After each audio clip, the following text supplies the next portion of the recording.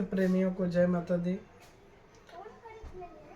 आज हम पहले नवग्रहों का प्रार्थना करते हैं जो हमारे जीवन में निश्चित रूप से उनका प्रभाव होता है।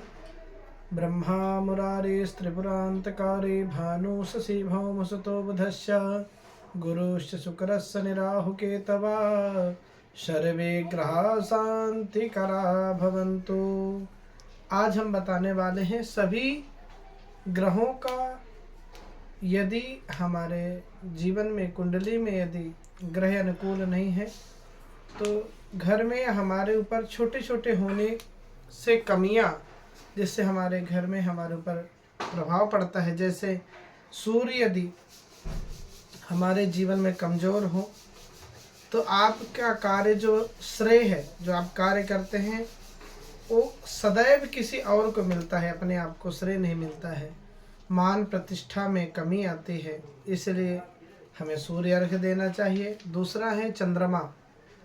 चंद्रमा जब हमारे कमज़ोर होते हैं तो हमारा मन स्थिर नहीं रहता, ये कार्य कर लें वो कार्य कर लें, अनेक प्रकार से भटक रहता है।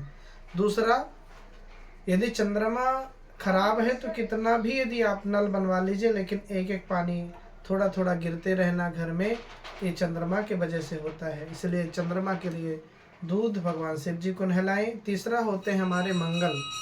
मंगल ग्रह जो है भूमि प्रॉपर्टी आदि के मालिक हैं। मंगल यदि कुंडली में देखा जाए तो सेनापति है। यदि मंगल अच्छा न हो तो हृदय सदैव ही हम थके हारे के जैसे रहते हैं। इसलिए यदि मंगल सही नहीं है तो हनुमान जी का आराधना करें। चतुर्थ है हमारे बुध ग्रह जो बुद्धि के मालिक हैं और वह सदैव यदि जिसका बुद्ध सही नहीं है वह लिखने में बार बार कितना भी समझ के लिखें लेकिन गलती कर देते हैं।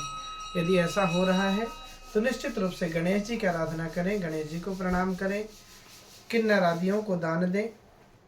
गुरु हमारे जो हैं अत्यंत ही महत्वपूर्ण है और गुरु हमारे मार्गदर्शक भी हैं। यदि गुरु हमारे सही नहीं हुए तो निश्चित रूप से हमारा मार्ग सही नहीं प्राप्त हो पाता है। इसलिए गुरु मेहमान भी यदि गुरु सही न हो तो हमारे घर में मेहमान नहीं आते अथवा शुभ कार्यों में बहुत सारी बाधाएं आती हैं। शुक्र ग्रह जो है गुरु के लिए भगवान बृहस्पतिवार का पूजन करें। शुक्र हमारे सुख का कारक है। यदि शुक्र सही न हो तो दाम्पत्य जीवन में भी चिड़चिड़ापन आना, अनेक प्रकार का सब कुछ हो करके भी नाराजगी रहना या अनेक प्रकार के कष्ट होना। दूसरा, हरदम हमारे घर का कितना भी अच्छा घर को सजा दीजिए लेकिन बिस्तर जो है इखरा बिखरा सा पड़ा रहता है, यानी जा कर के देखेंगे तो लगता है कि कैसे लोग रहते हैं। इसलिए यदि शुक्र सही नहीं है तो निश्चित रूप से लक्ष्मी का और घर में सर सफाई रखें।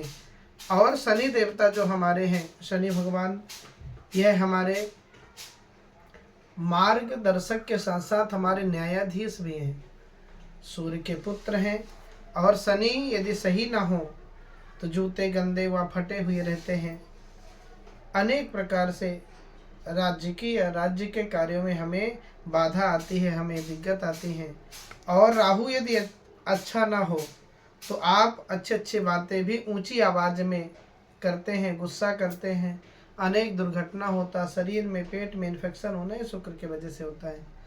और यदि राहु अच्छा ना हो, केतु अच्छे ना हो तो आप एक दूसरे की चुगली करना, अनेक प्रकार के कार्य में रुकावट आना, साथ में आप अच्छी बातों को न लेकर के दूसरे की बुराइयों को हर व्यक्ति से बताना, यह केतु के वजह से होता है।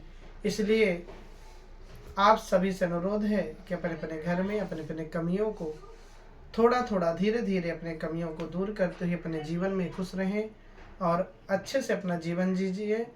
और आप सभी को जय माता दी। यदि यूट्यूब में आपको बात अच्छी लगी हो तो निश्चित रूप से सब्सक्राइब करें जिससे हम आप तक हर बात पहुंचा सकें। जय माता दी।